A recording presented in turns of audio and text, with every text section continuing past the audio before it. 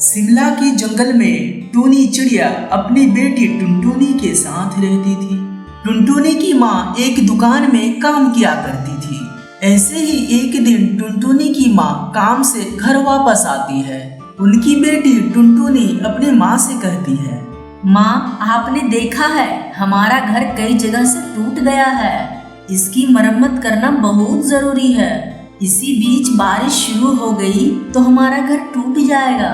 मैं क्या करूं बेटी, मैं दिन भर काम में व्यस्त रहती हूँ और मेरा इस बात पर ध्यान ही नहीं रहा।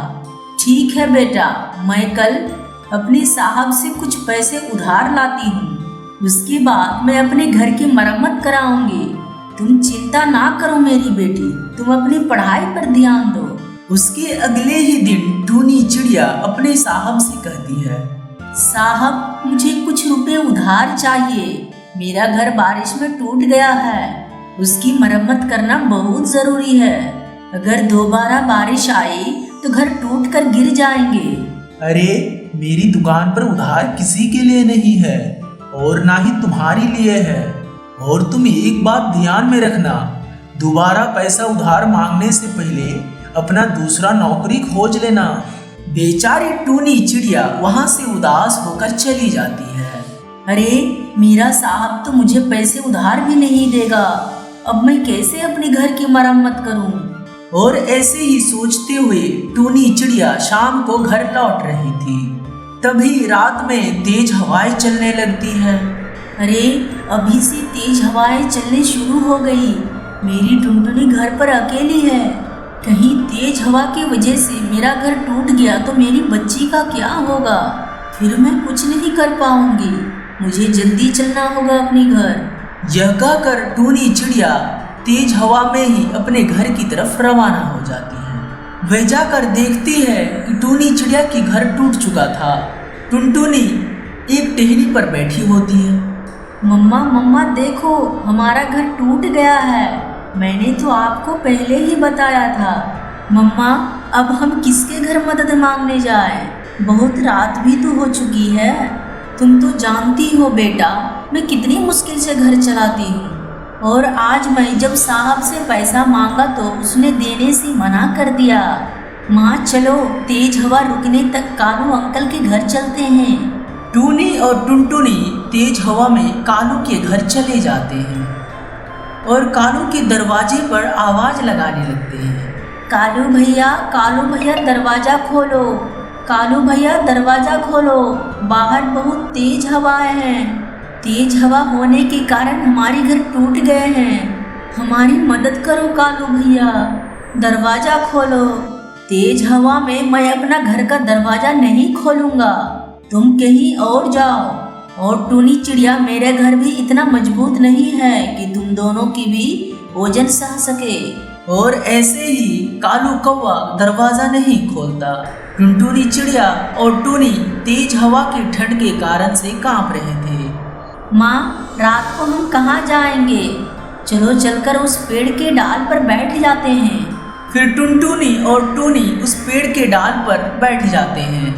और ऐसे ही कुछ देर बाद सुबह हो जाती है और हवाएं भी रुक जाती है। माँ, तेज हवा तो रुक गई। चलो चलकर हम अपना घर बनाते हैं। तुझे तो पता है ना बेटा, मेरे पास पैसा भी नहीं है। कैसे मैं अपना घर बनाऊंगी? आजकल बिना पैसे का कुछ भी नहीं होता बेटी। और वो जमाना भी नहीं रहा कि तिनका उठाकर अपना घर बना लिया। माँ, आप चिंता ना कीजिए, हमारा घर बिना पैसों का बनेगा। देख रही है ना माँ, वो सामने हरी हरी घास फूस पड़ी हुई है। हम उसी हरी हरी घास से अपना घर बनाएंगे। और फिर टूनी चिड़िया को अपनी बेटी का आइडिया पसंद आता है। टूनी चिड़िया और टुनटुनी ने मिलकर एक घास फूस का घर बना लेता है। घास का घर देखने में बहुत ही ज्यादा सुंदर लग रही थी और अंदर से भी बहुत ठंडक था। और फिर माँ बेटी खुशी खुशी उस घास के घर में रहने लगते हैं। जंगल में उल्लू महाराज का राज था। वे थे तो बहुत अच्छे पर स्वार्थी थे। वे अपने परिवार का पहले सोचते थे, फिर बाद में पक्षियों का सोचते थे। उल्लू महाराज का एक छोटा सा बेटा भी था। बाबा, मुझे जंगल की सैर में जाना है, मुझे जंगल घुमाने ले चलो। अच्छा मेरे बेटे, जरूर। अपने बेटे को मैं अभी जंगल की सैर कराता हूँ।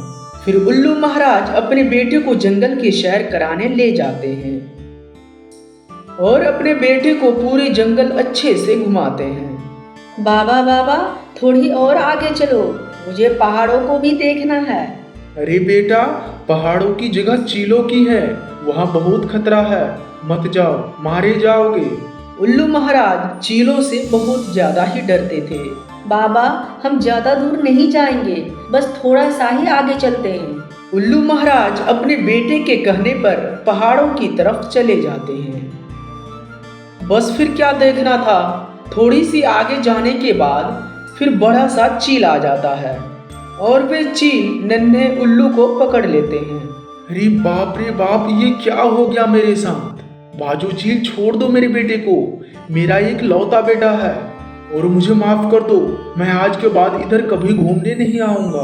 अरे मैंने तो महाराज का बेटा को पकड़ा है, वैसे तो नहीं जाने दूंगा। अगर तुम अपनी जंगल में आने का अनुमति मुझे दे दो, फिर मैं जाने दूंगा और जंगल में मेरी मर्जी होगी, मैं कितने भी पक्षियों का शिकार करूं। अरे चील, तुम ऐसा कैसे कह सकते हो? मैं उस जंगल का महाराज हूँ और मैं ऐसा नहीं होने दूंगा। तो ठीक है उल्लू महाराज, मैं इस नन्हे उल्लू को ही खा जाता हूँ। बाबा, मुझे बचा लो बाबा, बाबा मुझे मरने ना दो, ये चील मुझे खा जाएंगे बाबा, बाबा मुझे बचा लो। रुक जाओ बाजू चील, ठीक है, मंजूर है, तुम मेरी जंगल में आओ और तुम जितना भी पक्षियों का शिकार कर सकते हो करो, कोई रोक नहीं, पर मेरे बेटे को छोड़ दो। तो ठीक है महाराज, जब मैं तुम्हारी जंगल के सारे नन्हे पक्षियों को खा जाऊंगी, फिर मैं तुम्हारे बेटे को छोड़ूंगा। बाजू चील नन्हे उल्लू को लाकर अपने घोंसले में कैद कर देते हैं। चील का भी एक बेटा होता है। चील बाजू नन्हे चील को कहते हैं, नन्हे चील, तुम इस नन्हे उल्लू का ख्याल रखना, मैं अभी तुम्हारे लिए भोजन लेकर आता हूँ। उल्लू महाराज के साथ जा रहा हूँ, उसके जंगल से नन्हे पक्षियों को लेकर आता हूँ। ठीक है बेटा? ठीक है पापा। बाजू चील उल्लू महाराज के साथ उस जंगल में प्रवेश कर जाता है। पक्षियों, मुझे माफ कर दो, बाजू चील ने मेरे नन्हे बेटे को पकड़ लिया है और वे तब तक नहीं छोड़ेंगे जब तक तुम सबके नन्हे बच्चे को खा ना जाए। मेरे पास तो एक ही उल्लू बेटा है और मैं उसे खोना नहीं चाहता, इसीलिए मैं बाजू चील को इजाजत दे दिया हूँ कि वे तुम सब पक्षियों के नन्हे बच्चे को खा सकते हैं। उल्लू महाराज, ये आप क्या कह रहे हैं और आप ऐसे कैसे कर सकते हैं? आप अपने एक बेटे को बचाने के लिए हम सब पक्षियों के नन्हे बच्चे को मारेंगे, और वैसे भी आप इस जंगल के और हमारे महाराज हैं, आप ऐसा कैसे कर सकते हैं? मीनू चिड़िया, पहले मुझे अपने परिवार प्यारा है, बाद में फिर ये जंगल। तभी चील कहने लगता है, जंगल के पक्षियों, तुम सब हमसे बचकर रहना और अपने बच्चों को संभाल कर रखना, आज से तुम लोगों का बुरा दिन शुरू हो गया है। उल्लू महाराज, आप ऐसा नहीं कर सकते हैं, आप महाराज होने का ऐसे फायदा नहीं उठा सकते हैं, हमारे बच्चे इस जंगल के भविष्य हैं। पक्षियों, तुम सब यहाँ से चले जाओ, नहीं तो बाजू चील तुम सब पर हमला कर देगा, फिर बाद में मुझसे नहीं कहना। उल्लू महाराज, आप जरूर देखिएगा, आपको इस गलती का सजा जरूर मिलेगी। यह कहकर सभी पक्षियां वहां से चले जाते हैं। अगले ही दिन से बाजू चील जंगल के पक्षियों की बच्चों का शिकार करना शुरू कर देती हैं। हाय रे मेरे मासूम बच्चा, उस महाराज चील ने मार कर खा गया। ऐसा उल्लू महाराज का क्या फायदा जो हमारी रक्षा ना कर सके। इसी तरह कई महीने गुजर जाते हैं। बाजू चील जंगल के बहुत सारे पक्षियों को खा चुकी थी। एक रात जब मीनू चिड़िया अपने बच्चे के साथ सो रही थी, तब मीनू चिड़िया को एक सपना आता है। मेरी बेटी मीनू चिड़िया, जंगल में इतनी तबाही मची हुई है और तुम यहाँ पर आराम से सो रही हो। मैंने तुम्हें मुश्किलों से डरकर भागना तो नहीं सिखाया था। उठो फौरन और अपने दिमाग से बाजू चील का खात्मा कर डालो। बस तभी मीनू चिड़िया की आंख खुल जाती है। माँ, मैं तुम्हारी बात जरूर मानूंगी। देखना, मैं एक दिन उस बाजू चील का खात्मा जरूर करूंगी। सुबह होते ही मीनू चिड़िया सब पक्षियों को अपना घर में जमा कर लेती है। पक्षियों, हम अपने बच्चों का ऐसे ही शिकार होते हुए नहीं देख सकते हैं। बस बहुत हो गया। बस अब हमें बाजू चील को रोकना होगा। बस उनकी किसी हालत से खात्मा करना होगा। मैं एक उपाय सोची हूँ। हाँ मीनू चिड़िया, आप सही कह रहे हैं। हमारे सब पक्षियों को, नन्हे नन्हे बच्चों को मार चुकी है। अब जो भी बचा है उन्हें भी मार देंगे वो। हमें तो उनकी खात्मा करना बहुत ज़रूरी है। हमारे जंगल का उल्लू महाराज भी वो अपने स्वार्थ से बाहर नहीं निकल पा रहा। वो सिर्फ अपने परिवार के लिए सोच रहे हैं। हम जंगल के पक्षियों को अपने परिवार के लिए इस्तेमाल कर रहे हैं। पता नहीं वो और कितने सारे बच्चे को मार डालेंगे। हमें जल्द से जल्द कुछ उपाय सोचना होगा। पक्षियों, मेरे पास एक बहुत अच्छी उपाय है। उस उपाय से बाजू चील का खात्मा कर सकते हैं। वह पक्षियों, यह उपाय तो बहुत अच्छा है। इस उपाय से बाजू चील का खात्मा कर सकते हैं। रात हो जाती है। कालू कौवा और मीनू चिड़िया बाजू चील के घोंसले पर आते हैं। कालू कौवा और मीनू चिड़िया उल्लू महाराज के बेटे नन्हे उल्लू को उठाकर ले आते हैं। उन्हें लेकर एक गुफा में चले जाते हैं। तोते, अब इस उल्लू की जिम्मेदारी तुम्हारे हैं। जब तक ये उल्लू इस गुफा में है, तुम्हें इसकी बहुत अच्छे से ख्याल रखनी है।